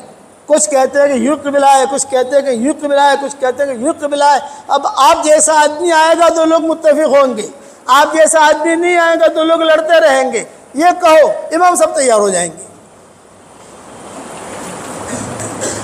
دوسرے دن یہ پھر آ گیا، کہا امام صاحب وہ مسجد بنائی ہے، لوگ قبلے میں اختلاف کرتے ہیں اور آپ کا آنا ضروری ہے تو ہی متفق ہوں گے۔ امام صاحب نے کہا ہاں بھی اگر قبلے میں اختلاف ہے میں سفر کروں گا، لیکن ایک شرط ہے۔ کہ کیا شرط؟ میرے شاگردوں کو لے کر آؤں گا تاکہ میں رستے میں سبق پڑھاتے پڑھاتے وہاں تک پہنچوں، میرے گھر والے ہوں گے تاکہ میں جو ہے یعنی خالی ہاتھ نہیں ہوں گا، میری بیویاں ہوں گی، بچے ہوں گے، بچیاں ہوں گے، سب لوگ ہوں گے، پھر ہم جو ہے وہاں آ کر آپ کا قبلہ دیکھیں گے کیا صحیح ہے کیا غلط ہے۔ بہت اچھا، یہ تو بادشاہ تھا۔ سفر ہوا، پورے ملک میں اعلان ہوا امام صاحب آ رہے، امام صاحب آ رہے، امام صاحب آ رہے ہیں۔ کئی دنوں کے بعد وہاں پہنچے۔ جب وہاں پہنچے تو امام صاحب نے جو ہے مسجد میں نماز پڑھانی شروع کی۔ 1 ہفتے تک نماز پڑھائی، کوئی آیا نہیں، اس لیے کہ کوئی اختلاف تو تھا ہی نہیں۔ تو امام صاحب نے کہا رہے تم مجھے یہاں لائے ہو، یہاں مولویوں میں اختلاف ہے، کوئی کہتا ہے کہ قبلہ یوں ہے، کوئی کہتا ہے قبلہ یوں ہے، کوئی کہتا ہے قبلہ یوں ہے، میں 10 دن سے نماز پڑھا رہا ہوں، کسی نے اختلاف تو کیا نہیں۔ تو بادشاہ نے کہا کہ حضرت آپ کے آنے پر سب متفق ہو گئے۔ تو امام صاحب نے کیا کہا؟ جب سب متفق ہو گئے تو کام ہو گیا، اب مجھے واپس بھیجو بھائی، واپس جا رہا ہوں۔ تو میرے خادم آئے، کیونکہ جہاں امام صاحب رہتے تھے وہاں فاقے ہوتے تھے، وہاں کھانا اتنا نہیں ہوتا تھا، اور یہاں بادشاہ کے یہاں تو بادشاہ خود روٹیاں لے کے کھڑا رہتا تھا، ٹوکرے کے ٹوکرے پھلوں کے ہوتے تھے سب۔ تو یہ لوگ آئے شاگرد امام صاحب کے پاس اور آ کر یوں کہا کہ حضرت زندگی وہاں بھی گزارنی ہے، زندگی یہاں بھی گزارنی ہے، آپ جو ہے یہی ٹھہر جاتے ہیں، ہم بھی یہاں ٹھہر جاتے ہیں، اور ماشاءاللہ یہاں کھانا پینا نہریں سب کتنی اچھی ہے۔ امام صاحب کے بعد کچھ سمجھ میں آ گئی، امام صاحب وہیں ٹھہر گئے اور وہی ان کی قبر ہے۔ یہ اس کی خیر، وہ لڑکی کا خیر۔ اگر وہ لڑکی جو ہے چادر سے پیسے لینا چاہتی تو بتاؤ لے سکتی تھی نہیں لے سکتی تھی؟ کتنے مسجد، اب جتنی مسجدیں بنی ثواب اس کو ملے گا کہ نہیں ملے گا؟ وہ جس سے جنات سے شادی ہوئی، جنات سے شادی کرنا جائز ہے ناجائز ہے مفتیوں سے پوچھنا، آج کل مفتیوں کی کمی نہیں ہے، وہ سارا وہاں پوچھنا۔ لیکن یہ کہ وہ خیر تھی جو اللہ تعالیٰ نے دی اس کو، ہمیشہ یاد رکھنا، دل میں خیر ہوگی تو اللہ تمہیں خیر دے گا، دل میں شر ہوگا تو شر ملے گا۔ اس لیے حدیث کی دعائیں کیا ہے؟ اللہم انی اسألک من فجاءۃ الخیر واعوذ بک من فجاءۃ الشر۔ اے اللہ مجھے اچانک کا خیر دے اور اچانک کے شر سے تو میری حفاظت کر۔ دل کے دنیا کو آباد رکھو، آج کا سبق آپ کا یہ ہے، دل کی دنیا کو آباد رکھو۔ حضور صلی اللہ علیہ وسلم خود کہتے تھے صحابہ سے، میرے سامنے کسی کی برائی بیان مت کرو، میں تمہارے پاس آؤں میرا دل جو ہے خالی ہونا چاہیے، میں اپنی زبان کو گندی کرنا نہیں چاہتا، اپنا دل خالی۔ آپ صلی اللہ علیہ وسلم کا جب حجۃ الوداع ہوا نا تو حجۃ الوداع پر میں نے 12 پارٹ بنائے ہیں، حالانکہ حجۃ الوداع کے پارٹ ہیں 100-150۔ آج کل حضور صلی اللہ علیہ وسلم کی سیرت چل رہی ہے تو 300 پارٹ ہے، 187 تک پہنچا ہوں میں، روزانہ تھوڑی سیرت۔ تو حجۃ الوداع میں نے صرف 12 پارٹ بنائے۔ مکہ مکرمہ کے اندر ہم تھے اور ذہن بھی فارغ تھا، بیٹی کے وہاں ٹھہرے ہوئے تھے، حج بھی تھا، تو میں نے 12 پارٹ صرف بنائے۔ اس پر میں حضور صلی اللہ علیہ وسلم کے دل کی صفائی بتا رہا ہوں۔ آپ صلی اللہ علیہ وسلم نے مدینہ سے چلتے ہوئے اعلان کیا، ایک دن وہاں ٹھہریں گے، ایک دن وہاں ٹھہریں گے، ایک دن وہاں ٹھہریں گے، ایک دن وہاں ٹھہریں گے، اور ایک رات مقام ابوا میں ٹھہریں گے، واللہ کی قبر جہاں تھی حضور صلی اللہ علیہ وسلم کی۔ یہ اعلان ہو گیا، مکہ مکرمہ تک پہنچنا ہے ہمیں حج کے سفر میں، تو ساری مائیں ساتھ تھی حج کے سفر میں۔ فتح مکہ میں صرف 2 مائیں ساتھ تھیں، حضرت ام سلمہ اور حضرت میمونہ، اور حج کے سفر میں سب ساتھ تھے۔ تو حضور صلی اللہ علیہ وسلم نے اعلان کیا ایک رات مقام ابوا میں ٹھہریں گے ہم۔ اب حضور کو خوشی تھی میری ماں کی قبر پر وہاں میری رات گزرے گی، یعنی قبر کے قریب نہیں، وہ وادی میں جہاں حضور صلی اللہ علیہ وسلم کے والدہ کی قبر ہے، وادی ہے بہت بڑی، تو وہاں پر رات کا قیام کریں گے، پورا قافلہ وہاں ٹھہرے گا۔ صبح روانہ ہوئے، آج رات وہاں ٹھہرنا ہے مقام ابوا میں۔ اور حضرت صفیہ کی اونٹنی بیمار ہو گئی، میں دل کی صفائی بتا رہا ہوں اور خاموشی سمجھا رہا ہوں۔ ایک بات میری یاد رکھنا، میٹھا کھانے سے ڈائبٹیز نہیں ہوتی، زیادہ کھانے سے ڈائبٹیز ہوتی ہے۔ اس لیے زیادہ کھانے کے کوئی فضائل نہیں ملیں گے آپ کو، کم کھانے کے فضائل ملیں گے، اس لیے روزہ رکھوایا، روزہ رکھو۔ اسی طریقے سے زیادہ بولنے کے کمالات نہیں ملیں گے آپ کو، کم بولنے کے کمالات ملیں گے۔ بڑے اچھے لوگ جو ہوتے ہیں وہ کم بولتے ہیں، زیادہ نہیں بولتے، تو پتہ نہیں زبان سے کیا جملہ نکل جائے۔ اسی لیے آپ نے کیا فرمایا، چاہے نمازی ہو روزہ ہو، اللہ دیکھے گا بھی نہیں حشر کا میدان میں، بات بھی نہیں کرے گا۔ کون یا رسول اللہ؟ وہ جن کے زبان کے شر سے لوگوں نے ملنا چھوڑ دیا۔ اب حضور صلی اللہ علیہ وسلم کے پاس خبر آئی کہ صفیہ رو رہی ہے۔ پھر کیا ہوا، صفیہ کیوں رو رہی ہے؟ پھر صفیہ اس لیے رو رہی ہے کہ اٹھنے بیمار ہو گئی۔ آپ تشریف لائے، آپ نے کہا صفیہ کیوں رو رہی ہے؟ اچھا میری اٹھنی بیمار ہو گئی، یہ تو حج کا سفر ہے اور اٹھنی میری بیمار ہو گئی تو میرا حج رہ جائے گا۔ آپ نے فرمایا صفیہ اتنا بڑا مجمع ساتھ ہے، کوئی تمہیں اٹھنے نہیں دے گا، ام المومنین ہو تم۔ خیر لیکن صفیہ جو ہے جذبات میں رہی، حضور نے اپنے ہاتھوں سے صاف کیا، آنسو صاف کیے، لیکن جتنا حضور سمجھاتے ہیں مائیں سمجھاتی، ان کی آواز نکلنے لگی حضرت صفیہ کی۔ تو حضور صلی اللہ علیہ وسلم نے اعلان کیا بھئی صفیہ تو جو ہے جذبات میں آ گئی ہے، چلو ایک کام کرو، سفر کینسل، اب ملتوی، آگے نہیں جانا، آج یہیں ٹھہر جاؤ۔ آج رات ٹھہرنا کہاں ہے؟ مقام ابوا میں۔ حضور کو خوشی تھی کہ آج میری ماں کی قبر کے قریب میدان کے اندر میں ٹھہروں گا، بہت خوشی تھی حضور کو۔ اور آپ نے جو ہے حضرت صفیہ کی وجہ سے سفر بھئی آج نہیں، آج رات یہیں ٹھہریں گے، بھئی چلو خیمے لگاؤ، یہ لگاؤ، کھانا پکاؤ، یہ پکاؤ، وہ پکاؤ۔ معاملہ حضرت صفیہ بھی خاموش ہو گئی، سب کچھ ہو گیا۔ اور حضرت صفیہ سے حضور نے کہا تمہارا حج انشاءاللہ ہوگا، تم فکر مت کرو، تمہاری اٹھنی بیمار ہو گئی تو اور بہت اٹھنیاں ہیں، آپ کے لیے اٹھنے کا انتظام میں کروں گا، یہ آپ نے فرمایا۔ اب خدا کی شان، آپ صلی اللہ علیہ وسلم حجۃ الوداع میں جب تھے تو مغرب کی نماز کے بعد الگ الگ ماں کی باری ہوتی تھی خیمے میں جانے کی، وہ رات گزارتی تھی، خدمت کرتی تھی، دوسرے دن دوسری ماں کی باری، تیسرے دن تیسری ماں کی باری۔ آج کے رات میں اتفاق یہ تھا حضرت صفیہ کی باری تھی، اور ٹینشن انہی کی وجہ سے ہوا تھا، بھئی انہی کی وجہ سے ٹینشن ہوا نا، سفر رک گیا۔ حضور کے ٹھیس پہنچے، رہے میری ماں کے وہاں ٹھہرنا تھا مجھے، اب جو ہے چلو ایک دو دن لیٹ صحیح۔ اب حضرت صفیہ کی باری، تو حضرت صفیہ جو ہے فکر میں تھی کہ میں کیا کروں کیا کروں۔ امہات المومنین جو تھے ان کے دو ٹولیاں تھیں، ایک ٹولے کی ذمہ دار حضرت عائشہ ہوتی تھی اور ایک ٹولے کی ذمہ دار ام سلمہ ہوتی تھی۔ تو یہ حضرت صفیہ ام سلمہ کے ٹولے میں تھی، لیکن حضرت صفیہ نے سمجھا کہ آج ام سلمہ سے کام بننے گا نہیں، آج عائشہ سے کام بنے گا۔ یہ آ گئی حضرت عائشہ کے پاس، یہ کہا بہن جی بہت پریشان ہوں، بہت ٹینشن میں ہوں۔ کہ کیا ہوا صفیہ؟ یہ کہ آپ کو پتہ ہے میری وجہ سے سارا قافلہ رک گیا ہے یہاں، حضور صلی اللہ علیہ وسلم کو جانا تھا، تو اب میں ذریعہ بنی، میں نہ روتی تو حضور جو چلتے رہتے، لیکن میں روئی، جذبات پر قابو نہ کر سکی، یہ مسئلہ ہوا۔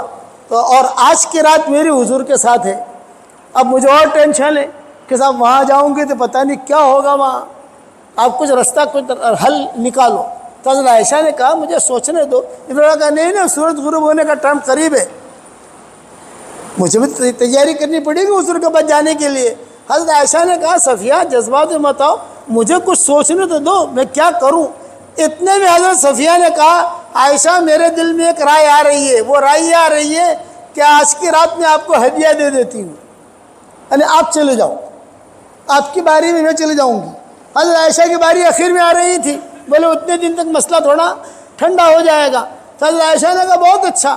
اب سورج غروب ہوتی حضرت عائشہ آ گئی خیمے میں، حضور نے دیکھا، آپ نے فرمایا اویش، حضور پیار میں کہتے تھے اویش، بیوی کا پیار والا نام رکھنا ہماری شریعت میں سنت ہے، دھمال والا نہیں۔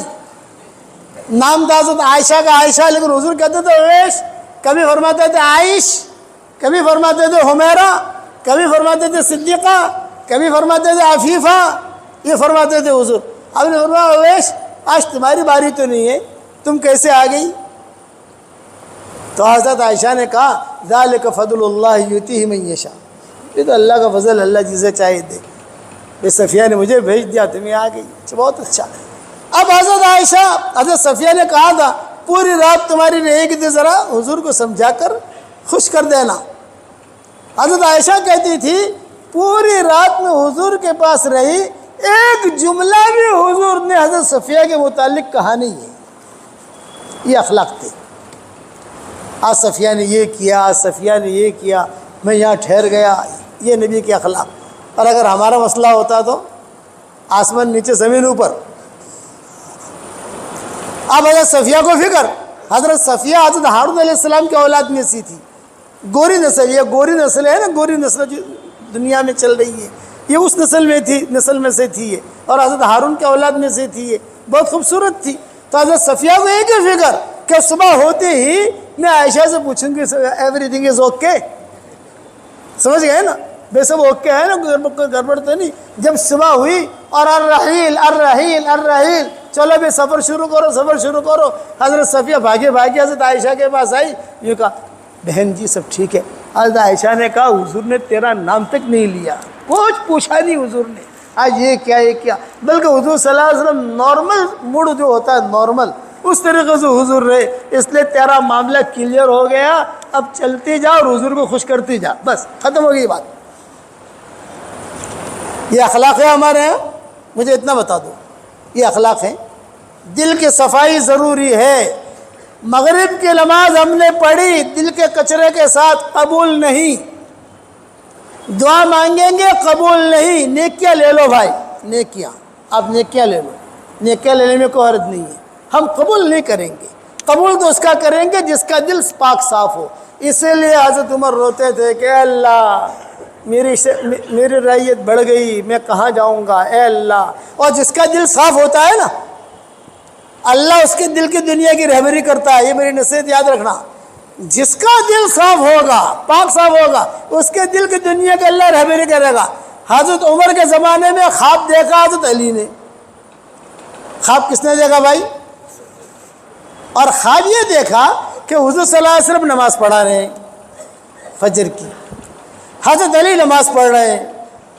زمانہ حضرت عمر کا، جب حضور نے کہا السلام علیکم ورحمۃ اللہ، السلام علیکم ورحمۃ اللہ، تو ایک لڑکی آئی 12-13 سال کی، کھجوریں لے کر حضور کے سامنے رکھ دی۔ اس زمانے میں محراب جو ہوتا تھا ایسا بند نہیں ہوتا تھا، یہ محراب بند ہے نا، آگے کا حصہ کھلا رہتا تھا۔ حضرت عمر جب شہید ہوئے ہیں تو تب جا کر یہ محراب بند ہونا شروع ہوا، یعنی امام جو ہے باہر کی چیزیں دیکھتا تھا۔ حضور کی حیاتی تک، صدیق اکبر کی حیاتی تک محراب کھلا ہوا ہی رہتا تھا۔ یہ محراب جو ہے امام جو ہے دیکھتا تھا تو لوگ بھی آتے جاتے کہ امام دیکھتا تھا، سب کچھ ہوتا تھا۔ حضرت عمر کو جس نے مارا ہے اس نے اسی طریقے سے مارا، چپکے سے آ گیا وہ۔ تب سے جو ہے بادشاہوں نے اس پر دیواریں کرنی شروع کر دی تاکہ جو ہے امام کی حفاظت ہو سکے۔ اب حضور صلی اللہ علیہ وسلم کے پیچھے خواب میں نماز پڑھ رہے حضرت علی، خواب ہے حضور نے جو ہے وہ لڑکی آئی کھجور رکھی تو حضور صلی اللہ علیہ وسلم نے ایک کھجور دی، سب تقسیم کی، آؤ بھائی کھجور لیتے جاؤ، آؤ بھائی کھجور لیتے جاؤ۔ لائن لگی، 1 2 3 4، حضرت علی کہتے تھے میری باری بھی آئی، مجھے بھی حضور نے ایک کھجور دی۔ تو میں نے حضور سے کہا ضد یا رسول اللہ، ایک اور دیجئے فاطمہ کے لیے۔ بس میں نے کہا ضد یا رسول اللہ، ایک اور دیجئے مجھے فاطمہ کے لیے، بس اتنا کہا اور مسجد نبی میں اذان ہو گئی، اللہ اکبر اللہ اکبر اللہ اکبر اللہ اکبر۔ خواب پورا ہو گیا، جاگ گیا۔ اب وضو وغیرہ کر کے سیدھا، ایک خواب میں نے کسی سے تذکرہ نہیں کیا، کسی کو بتایا نہیں۔ اور ہمیشہ یاد رکھنا، خواب آپ دیکھو نا تو کبھی بھی اپنی فرشی حور کو مت بتانا، فرشی حور کو خواب مت بتانا، اس لیے کہ جذباتی ہوتی ہے، ان کے بعد لمبا چوڑا کوئی علم تو ہوتا نہیں ہے، وہ زبان سے نکلا وہ ہو جائے گا، بعد میں آدمی پریشان ہوتا ہے۔ کسی اچھے آدمی سے پوچھ لو جو عالم ہو، اس خواب اس لائن کا ماہر ہو، اس کے پاس چلے جاؤ، لیکن بیوی کو کبھی مت بتانا، ٹھیک ہے؟ اور بیوی کو جا کر سنانا بھی مت کہ مولانا نے کہا ہے کہ عورت کے خواب مت سنانا، یہ کہنا ہے بدردوں لڑائی ہوگی، میرا پالن پور آنا بند ہو جائے گا، کہہ رہے یار یہ مولوی تو ہمارا مخالف ہے۔ اب حضرت علی نے کسی سے خواب کا تذکرہ نہیں کیا، زمانہ تھا حضرت عمر کا، حضرت عمر نماز پڑھا رہے تھے، اتفاق تھا کہ حضور نے فجر کی نماز میں جو سورت پڑھی تھی خواب میں، وہی سورت حضرت عمر پڑھ رہے تھے۔ حضرت عمر نماز پڑھا کے فارغ ہو گئے اور بیٹھے تو وہی لڑکی آئی جس کے خواب میں دیکھا تھا حضرت علی نے، کھجوریں لے کر۔ اور حضرت امیر المومنین یہ مسلمانوں کے لیے ہدیہ لائی ہوں۔ چنانچہ حضرت عمر نے تقسیم کرنی شروع کیے، 1 2 3 4۔ حضرت علی کہتے ہیں میں بھی لائن میں تھا، جب میری باری آئی حضرت عمر نے ایک کھجور دی تو میں نے کہا زد یا امیر المومنین، امیر المومنین ایک کھجور اور دیجئے۔ تو حضرت عمر میری طرف دیکھ رہے ہیں، یہ فرمایا رات کو تجھے حضور نے کتنی کھجوریں دی تھی؟ یہ حضرت عمر نے پوچھا۔ علی تو ایک کھجور اور مانگ رہا ہے، رات کو حضور صلی اللہ علیہ وسلم نے تجھے کتنی کھجوریں دی تھی؟ اور حدیث کے الفاظ کیا ہے؟ لو زادہ زدناک، لو زادہ زدناک، حضور زیادہ دیتے میں بھی زیادہ دیتا، حضور نے ایک دی ہے میں 2 کیوں دوں؟ تو حضرت علی کہتے تھے کہ امیر المومنین یہ خواب تو میں نے کسی کو بتایا ہی نہیں، میں نے دیکھا، میں آیا، میں نے کسی سے تذکرہ نہیں کیا، آپ کو کس نے بتایا؟ تو حضرت عمر کیا کہتے تھے؟ لو زادہ زدناک، اب تقسیم کر رہے لو بھائی، اور ایک ہی جملہ کہہ رہے لو زادہ زدناک، لو زادہ زدناک، حضور زیادہ دیتے تو میں بھی زیادہ دیتا، حضور زیادہ دیتے تو میں بھی زیادہ دیتا۔ ارے حضرت آپ کو خواب کہا کس نے؟ تو حضرت عمر نے ایک آیت پڑھی، وَمَن يُؤْمِن بِاللَّهِ يَهْدِ قَلْبَهُ، جو اللہ کی ذات پر ایمان لاتا ہے اور یقین والا ایمان ہوتا ہے، حقیقی ایمان ہوتا ہے، اللہ اس کے دل کی دنیا کی رہبری کرتا ہے۔ خواب تو نے دیکھا ہے، الہام مجھے ہوا ہے۔ تو کس کے دل میں الہام ہوگا؟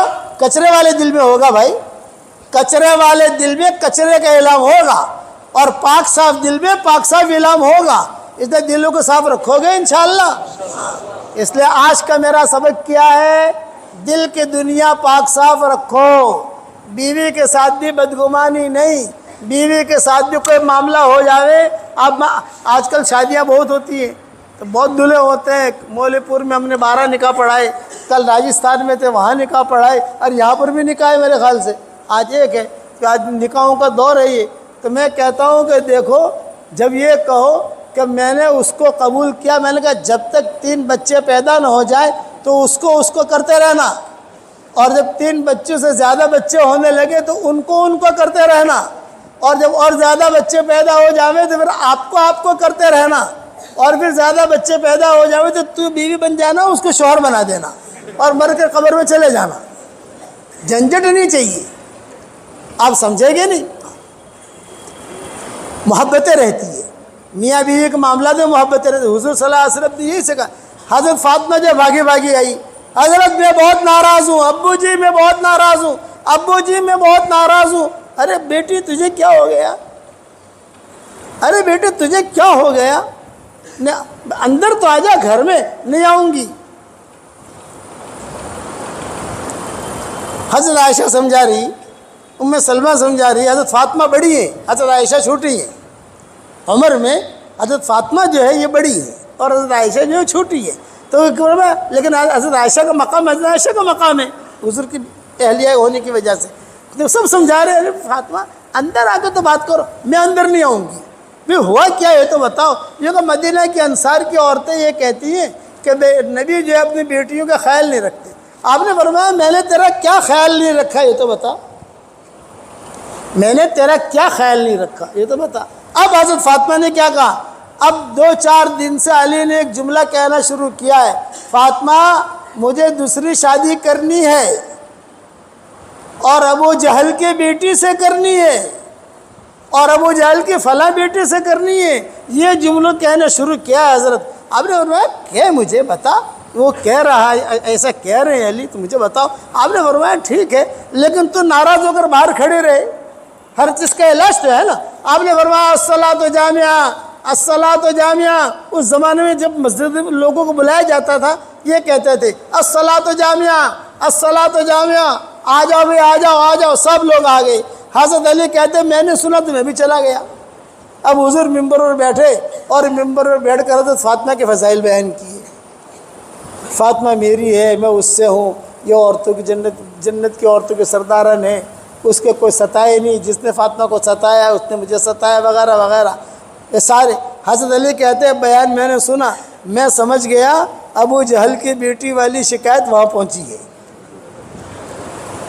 ابو جہل جو خوبصورت تھا اور اس کی لڑکیاں بہت خوبصورت تھیں، لیکن ایمان نہیں تھا، جہنم میں گیا۔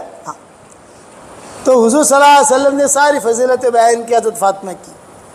اب حضرت فاطمہ گھر پر گئی، حضرت علی نے دروازہ کھولا، تو حضرت علی نے دروازہ کھولتے ہی کہا فاطمہ مجھے شادی نہیں کرنی، مجھے تو شادی نہیں کرنی، تو ہی ہے تو ہے۔ حضرت فاطمہ نے کہا میرے ہوتے ہوئے شادی مت کرنا، میں جب مروں گی تمہاری منگنی کر کے جاؤں گی۔ چنانچہ ایسا ہی ہوا۔ حضرت فاطمہ نے انتقال پر حضرت علی سے کہہ دیا تھا فلاں لڑکی کے ساتھ تمہارا رشتہ میں نے جوڑ دیا ہے اور میں نے وہاں بات کر لی ہے، تو میرے مرنے کے بعد شادی کر لینا، لیکن ایک شرط کے ساتھ، ایک رات اس کو دینا اور ایک رات جو ہے حسن حسین کو دینا۔ یہ شرط لگائی تھی حضرت فاطمہ نے، ایک رات اس کو دینا اور ایک رات حضور کے 2 پھولوں کو دینا، ریحانت رسول اللہ صلی اللہ علیہ وسلم۔ تو دنیا میں یہ چیزیں ہوتی ہیں، برداشت کیا جاتا ہے، کرو گے انشاءاللہ بھائی۔ اب ایک ہدیہ دوں آپ لوگوں کو، 2 ہدیہ دینا چاہتا ہوں، قبول کرو گے بھائی؟ 10 مرتبہ سورہ اخلاص پڑھو، جنت میں ایک محل تیار ہو جاتا ہے۔ 20 مرتبہ پڑھو، 2 محل تیار ہو جاتے ہیں۔ 30 مرتبہ پڑھو، 3 محل تیار ہو جاتے ہیں۔ تو آج کل میں کہتا ہوں 313 مرتبہ سورہ اخلاص پڑھنے کی عادت ڈال دو، انشاءاللہ روزانہ 31 بنگلے جنت میں تیار ہوں گے اور 104 مرتبہ قرآن شریف پڑھنے کے برابر ثواب ملے گا اور 31 محل تیار ہوں گے انشاءاللہ، اور کوئی انکم ٹیکس والا ہمیں ستائے گا نہیں۔ دنیا میں 2 بنگلے بنا لو تو انکم ٹیکس والے کھڑے ہو جاتے نہیں ہو جاتے؟ روزانہ 31 بنگلے بناؤ گے انشاءاللہ، اس کے بعد جو دعا مانگو گے اللہ آپ کی دعا قبول کرے گا۔ ایک بات تو یہ۔ دوسرا ہدیہ یہ مسجد ہے ہماری، دیکھو اس کے 4 کونے ہیں، 4 کونے، ہر گھر کے تقریباً 4 کونے ہوتے ہیں۔ اپنے گھر کے چاروں کونوں میں 24 گھنٹے میں 2 مرتبہ، دن میں 1 مرتبہ، رات میں 1 مرتبہ، ہر کونے میں 1 مرتبہ آیت الکرسی پڑھ کے دم کرو، تو 4 مرتبہ دن میں ہو گیا، 4 مرتبہ رات میں ہو گیا۔ اس کا فائدہ یہ ہوگا انشاءاللہ کہ جنات، جادو اور سحر، زہر، نظر، ان سب سے اللہ حفاظت کرے گا اور حلال مال و منال بھی اللہ بہت دے گا۔ اور یہ میں نہیں بتاتا، یہ حضرت عبد الرحمن ابن عوف کا معمول تھا۔ حضرت عبد الرحمن ابن عوف صحابہ سے کہتے تھے میرا مال تم دیکھ رہے ہو، کتنا مجھے مال دیا اللہ نے اور کتنی عزت دیے، میں کیا کرتا ہوں بتاؤں؟ فرماتا آؤ میرے گھر میں آؤ، میرے گھر میں آؤ۔ چاروں کونے بتاتے تھے، میں 24 گھنٹے میں 2 مرتبہ چاروں کونوں کے اندر آیت الکرسی پڑھ کے دم کرتا ہوں۔ 1 مرتبہ پڑھ کے دم کر دیا، پھر دوسری مرتبہ پڑھ کے دم کر دیا، پھر تیسری مرتبہ پڑھ کے دم کر دیا، پھر چوتھی مرتبہ پڑھ کے دم کر دیا۔ دم کرنا ہے، آپ کرو، بیوی سے کراؤ، بیٹی سے کراؤ، بچوں سے کراؤ۔ اس کے فضائل بہت، آیت الکرسی کا فضائل تو صحیح حدیث میں بہت ہے، لیکن یہ ترتیب عبد الرحمن ابن عوف کی تھی، اور کہتے تھے کہ اللہ نے مجھے یہ چیز سکھائی ہے، مجھے اللہ نے الہام کیا ہے۔ تو ان کا جب انتقال ہوا عبد الرحمن ابن عوف کا، اتنا سونا نکلا، اتنا سونا نکلا کہ سونے کو کاٹتے ہوئے کدالیاں بھی ٹوٹ گئیں۔ اللہ اتنا دے گا، کرو گے انشاءاللہ؟ یہ میں نے اس لیے بتایا کہ ہر آدمی کہتا ہے یا جادو ہو گیا، یا نیند نہیں آتی، یا خواب آتے ہیں، یا بڑے پریشانی ہے۔ اب ادھر ادھر مولویوں کے پاس جاتے ہیں، ادھر ادھر عاملوں کے پاس جاتے ہیں، اور وہ عامل کیا کہتا ہے؟ لال دوڑا لاؤ، کالی بکری لاؤ اور کالی مرغی لاؤ، اتنا پیسہ دو۔ ارے کائی کی کالی مرغی، کالا بکرا، لال دوڑا؟ حضور صلی اللہ علیہ وسلم نے ہمیں حدیث دعائیں بتائی ہیں۔ مومن کا ہتھیار تو نام سنا ہوگا نا آپ نے؟ جب مومن کا ہتھیار نہیں آئی تو ایک ہمارے خاندان کی عورت ہے، اس کو کینسر تھا، تو بہت پریشان تھی بیچاری، تو مولانا یوسف صاحب رحمۃ اللہ علیہ اس کے خواب میں آئے اور یوں کہا تو بہت پریشان ہے، یہ تمہارے خاندان کی کتاب ہے، مولوی یونس نے لکھی ہے، اس کو تم پڑھتی رہو، اللہ تمہارا کینسر دور کر دے گا۔ الحمدللہ مومن کا ہتھیار پڑھنے سے اس کا کینسر بھی دور ہو گیا، ابھی دادی بھی بن گئی، نانی بھی بن گئی، اور ابھی زندہ بھی ہے گی، اور مومن کا ہتھیار آئے ہوئے 15-20 سال ہو گئے۔ یہ مولانا یوسف صاحب رحمۃ اللہ علیہ نے کہا تھا، اس لیے مومن کا ہتھیار پڑھنے کا اہتمام کرو گے انشاءاللہ۔ 313 مرتبہ سورہ اخلاص پڑھو گے انشاءاللہ۔ اچھا، اب ہمارا دعوت کا کام سدا بہار ہے کہ نہیں؟ دعوت کا کام اللہ کے لیے کرنا ہے، پکنک کے لیے نہیں، گھومنے پھرنے کے لیے نہیں، ذمہ داری ہے، ذمہ داری سمجھ کے کرنا۔ ہمارے کہاں اجتماع ہو رہا ہے؟ کالڑا میں ہو رہا ہے، کالڑا میں ہمارا اجتماع ہو رہا ہے، حضرات آئیں گے، سارے ہمارے ساتھی آئیں گے، سب جگہ سے لوگ بھی پہنچیں گے بناس گھاٹا سے۔ تو آپ لوگوں میں سے کون تیار ہے اللہ کے راستے میں جانے کے لیے؟ جلدی جلدی نام لکھائیں تاکہ ہم دعا کرا لیں، بتاؤ۔ دو تصویر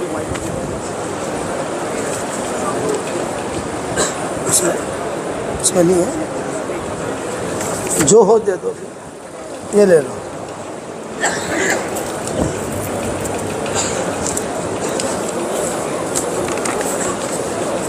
معروف ابن محمد نذیر صاحب، آپ کی ہونے والی دلہن کا کیا نام ہے؟ نصرت، بڑا یاد ہے نام آپ کو ماشاءاللہ، واہ۔ نصرت بنت عبد الکریم۔ عبد الکریم کون ہے؟ آپ کے چچا ہیں، تو ابا کہاں ہیں؟ اس کے لڑکی کا ابا کہاں ہے؟ لڑکی کے ابا کہاں ہے؟ عبد الکریم بھائی کہاں ہے؟ ارے کام پر لڑکی کے نکاح میں تو باپ کو ہونا چاہیے، مسئلے معلوم ہے کہ نہیں؟ باپ جو ہے وہ ولی ہوتا ہے۔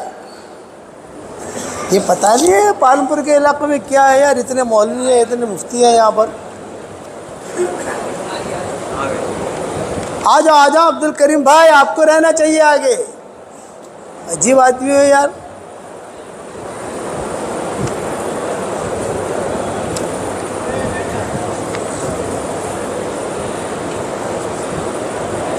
آ جاؤ ماشاءاللہ، آ جاؤ واہ واہ واہ واہ واہ واہ۔ آپ کے صاحبزادی ہے، آپ نے اجازت لے لی ہے، برابر۔ الحمدللہ الحمدللہ نحمدہ ونستعینہ ونستغفرہ ونؤمن بہ ونتوکل علیہ ونعوذ باللہ من شرور انفسنا ومن سیئات اعمالنا من یہدہ اللہ فلا مضل لہ ومن يضلله فلا هادي له ونشهد أن لا إله إلا الله وحده لا شريك له ونشهد أن سيدنا ومولانا محمدا عبده ورسوله صلى الله عليه وعلى آله وأصحابه وبارك وسلم تسليما كثيرا كثيرا أما بعد فأعوذ بالله من الشيطان الرجيم بسم الله الرحمن الرحيم يا أيها الذين آمنوا اتقوا الله حق تقاته ولا تموتن إلا وأنتم مسلمون وقال الله سبحانه وتعالى يا أيها الناس اتقوا ربكم الذي خلقكم من نفس واحدة وخلق منها زوجها وبث منهما رجالا كثيرا ونساء واتقوا الله الذي تساءلون به والأرحام إن الله كان عليكم رقيبا وقال الله سبحانه وتعالى يا أيها الذين آمنوا اتقوا الله وقولوا قولا سديدا يصلح لكم أعمالكم ويغفر لكم ذنوبكم ومن يطع الله ورسوله فقد فاز فوزا عظيما وقال الله سبحانه وتعالى يا أيها الناس إنا خلقناكم من ذكر وأنثى وجعلناكم شعوبا وقبائل لتعارفوا إن أكرمكم عند الله أتقاكم إن الله عليم خبير صدق الله العظيم وقال رسول الله صلى الله عليه وسلم النکاح من سنتی وقال فمن رغب عن سنتی فلیس منی او کما قال علیہ الصلاۃ والسلام۔ بھائی معروف ابن محمد نذیر صاحب، نصرت بنت عبد الکریم کو میں آپ کے نکاح میں دے رہا ہوں 5786 روپیہ مہر کے عوض میں۔ آپ نے نصرت بنت عبد الکریم کو اپنے نکاح میں قبول کیا؟ تھوڑا زور سے کہو۔ میں نے اس کو اپنے بارک اللہ لکم وجمع بینکم ہدیہ لو. یہ 2 تسبیح آپ کو ہدیہ دے رہا ہوں. ایک تسبیح آپ کی ہے, ایک تسبیح آپ کی بیگم کی ہے, اور دونوں الگ الگ رنگ کے دے رہا ہوں تاکہ الجھو نہیں. کہا تمہاری سے تمہاری سے ہماری سے تمہاری سے ہم جو کہ نا تو کہا پیر صاحب نے دی ہے. اور یہ کہ اس پر جو ہے جتنا ہو سکے سورہ اخلاص پڑھتے رہنا, چلتے رہنا. یہ میری تسبیح کا نام ہے جاندار, شاندار, مالدار, دیندار, ایماندار. 5 نام ہے. اور اس مرکزی تسبیح نوٹے بہت لائے گی. پالمپور والوں کو آج کل نوٹوں کی بہت ضرورت ہے. یہ نوٹیں حلال مال لائے گی انشاءاللہ. یہ پکڑو آپ کے بات. ہاتھ لگانا بعد میں, پہلے میری تسبیح دینا, ٹھیک ہے انشاءاللہ. یہ لو سنبھال کے رکھو. اللہ تعالیٰ بہت برکت دے عافیت کے ساتھ. اللہم لک الحمد کما انت اہل فصلی وسلم علی سیدنا محمد کما انت اہل وافعل بنا ما انت اہل فانک اہل التقوی واہل المغفرہ. اے اللہ ہمارے گناہوں کو معاف فرما, ہماری خطاؤں سے درگزر فرما. اے اللہ اس نکاح میں بے انتہا برکت کا معاملہ فرما. اے اللہ دین کے سچے خادموں کے ظاہر ہونے کا ذریعہ بنا. اے اللہ جن کے لڑکے لڑکیاں شادی کے لائق ہوں, غیر شادی شدہ ہوں, بہترین جوڑوں کا ان کے لیے انتظام فرما. جو بے اولاد ہوں نیک صالح اولاد انہیں نصیب فرما. جن کے اولاد ہے مگر نافرمان ہیں, ان کی نافرمان اولاد کے فرما بردار بنا دے. اے خوبصورت پردے والے, اے خوبصورت چادر والے, ہمارے عیبوں پر پردے ڈال دے. ہمیں مستفید الاخیار میں شامل فرما دے. اے اللہ میری تشکیل پر جو روزانہ 313 مرتبہ سورہ اخلاص پڑھنے کی عادت ڈالے, اور 313 مرتبہ درود شریف پڑھنے کی عادت ڈالے, اور 313 مرتبہ استغفار پڑھنے کی عادت ڈالے, اے اللہ اس کی ساری دعاؤں کو قبول فرما, اس کی ساری پریشانیوں کو دور فرما, اور اس کی ساری ضرورتوں کو پورا فرما. اے اللہ پورے پالمپور والوں کو قبول فرما, پورے پالمپور کے چمن کو آباد فرما, پالمپور کے مردوں کو قبول فرما, پالمپور کی عورتوں کو قبول فرما, پالمپور کے بچے بچیوں کو قبول فرما, پالمپور کی زمین کو قبول فرما. اے اللہ ہمارے ماں باپ کی مغفرت فرما. پالمپور میں جن لوگوں نے محنتیں کی تو ان کو قبول فرما. اے اللہ ہمیں مانگنا نہیں آتا مگر تجھے دینا تو آتا ہے. اپنے کرم سے عطا فرما, اپنے فضل سے عطا فرما, اور اپنے فضل و کرم سے ہماری ساری دعاؤں کو قبول فرما. سبحان ربک رب العزت عما یصفون وسلام علی المرسلین والحمد للہ رب العالمین. بھائی میں سلام کروں, سلام کا جواب دو, مصافحہ نہیں کروں گا. السلام علیکم ورحمۃ اللہ وبرکاتہ.